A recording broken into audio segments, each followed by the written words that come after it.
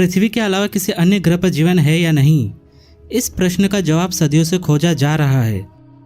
खगोल वैज्ञानिकों को सौर मंडल के सबसे चमकीले ग्रह शुक्र के बादलों में जीवन होने के संकेत मिले हैं। इस कड़ी में वैज्ञानिकों ने दावा किया है कि शुक्र ग्रह के वायुमंडल में फॉस्फिन गैस मिली है। आइए सबसे पहले ये समझ लेते हैं कि ये फॉस्फिन गैस होती क्या है। दरअसल यह गैस एक जैविक प्रक्रिया या बायोलॉजिकल प्रोसेस से पैदा होती है, जो पृथ्वी पर फैक्ट्रियों से निकलने वाले प्रदूषण या फिर ऑक्सीजन मुक्त वातावरण में रहने वाले सूक्ष्म जीवों के द्वारा पैदा होती है। ये ऐसे सूक्ष्म जीव होते हैं जो बिना ऑक्सीजन के जिंदा रह सकते हैं। इस खोज से ब्रह्मांड में एलियन के होने की संभावना फिर जाग गई है। नासा प्रमुख ने इस खोज को पृथ्वी से बाहर जीवन की तलाश में अब तक की सबसे महत्वपूर्ण खोज करार दिया है। हवाई में जेम्स क्लर्क मैक्सवेल टेलीस्कोप के डिप्टी डायरेक्टर जेसिका डेम्पसी ने इस गैस को खोज निकाला है। उन्होंने बताया कि यह गैस आपको स्वैम्प्स और डिकम्पोज होने वाली वस्तुओं पर मिलती है। फॉस्फिन गुरु और शनि ग्रहों के वायुमंडलों में भी पाई जाती है, लेकिन वहाँ इनके होने का कारण कुछ केमिकल प्रक्रियाएं हैं। ये प्रक्रियाएं ना तो पृथ्वी पर संभव है और न ही शुक्र ग्रह पर। इस वजह से वैज्ञानिकों को लग रहा है कि यह जीवन का संकेत हो सकता है। ये जीवित माइक्रोब्स शुक्र ग्रह पर नहीं बल्कि उसके बादलों में हैं। हम जानते हैं कि शुक्र की सतह किसी भी जीवन के लिए अनुकूल नहीं है। यह गैस जिन बादलों में मिली है वहाँ का तापमान 30 डिग्री सेल्सियस था।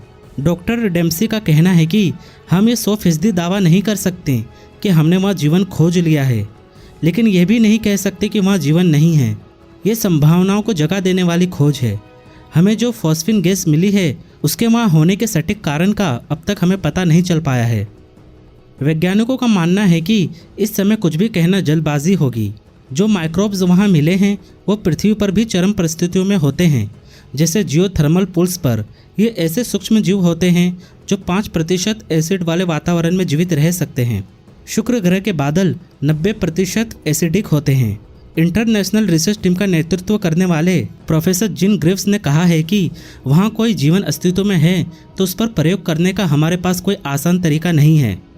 नासा के प्रमुख जिम ब्रांडस्टिन ने इस खोज को अब तक की सबसे बड़ी उपलब्धि बताया है। उन्होंने कहा कि इसके नतीजों की अब तक पुष्टि नहीं हुई है।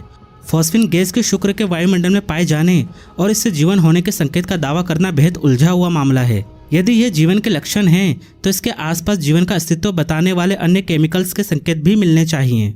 प्रोफेसर ग्रिव्स का कहना है कि अब तक जो नतीजे मिले हैं उसके आधार पर वहाँ जीवन का कोई दावा नहीं कर सकता।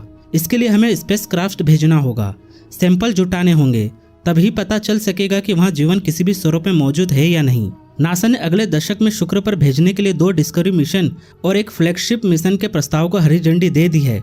फ्लैगशिप मिशन में एक ऑर्बिटर का इस्तेमाल करते हुए शुक्र पर खोज की जाएगी। ये ऑर्बिटर एक टेम्फ्लॉन कोटेड गुब्बारा, ग्लाइडर और लैंडर होगा। दोनों ही मिशन में फॉस्फिन के साथ साथ फॉस्फोरस एसिड की भी तलाश की जाएगी, जिससे यह पता चलेगा कि यह गैस नॉन बायोलॉजिकल प्रोसेस से पैदा हुई है या नहीं। इस सवाल के साथ आज का ये वीडियो यहीं समाप्त हुआ। वीनस के बारे में आपकी क्या राय है हमें कमेंट करके ज़रूर बताइएगा। वीडियो पसंद आया हो तो इसे लाइक कीजिए, शेयर कीजिए और अगर आप मेरे चैनल पर नए हैं तो इसे सब्सक्राइब भी कर लीजिए।